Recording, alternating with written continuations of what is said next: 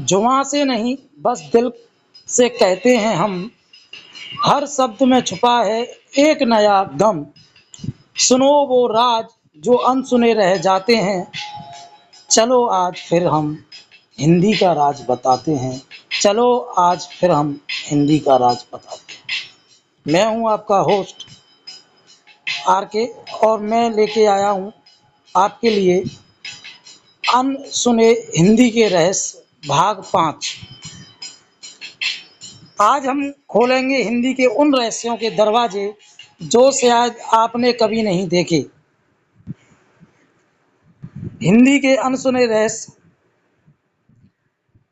क्या आप जानते हैं कि हिंदी भाषा में कुछ ऐसे रहस्य छुपे हैं जिनके बारे में बहुत कम लोग जानते हैं। आज हम हिंदी के ऐसे ही 3 अनसुने रहस्य जानेंगे।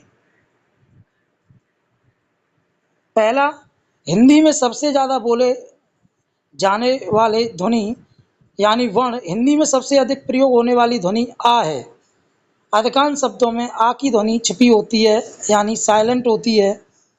जब भी हम बिना मात्रा के वर्णों का शब्दों का उच्चारण करते हैं तो वहाँ आ की ध्वनि सबसे ज़्यादा सुनाई पड़ती है, जैसे कमल, वन, नगर, समय। जब भी हम इन ऐसे शब्दों को जो कि बिना मात्रा के शब्द हैं उन्हें हम बोलेंगे तो वहाँ आ की ध्वनि जो है वो छुपी होगी।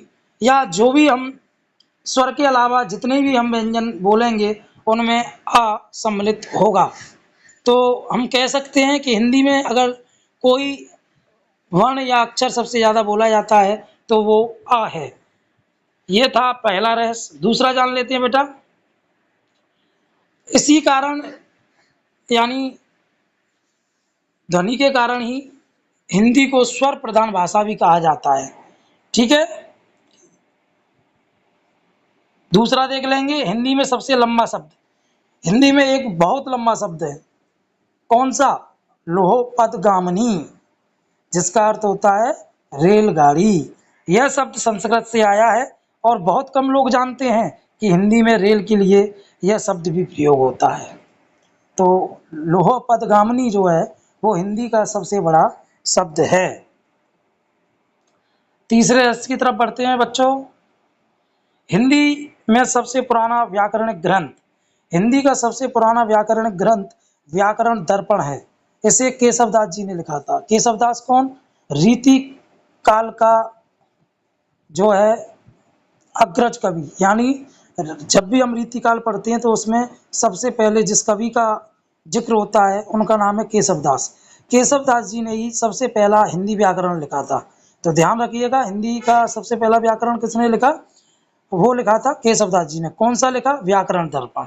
इस ग्रंथ में हिंदी भाषा के सेवालोकन, वाक्य संरचना और शब्द नियम विस्तार से बताए गए हैं। यह हिंदी अध्ययन के इतिहास में बहुत महत्वपूर्ण माना जाता है। क्या? व्याकरण दर्पण। ठीक है। तो ये थे हिंदी के 3 अनसुने रहस्य बेटा।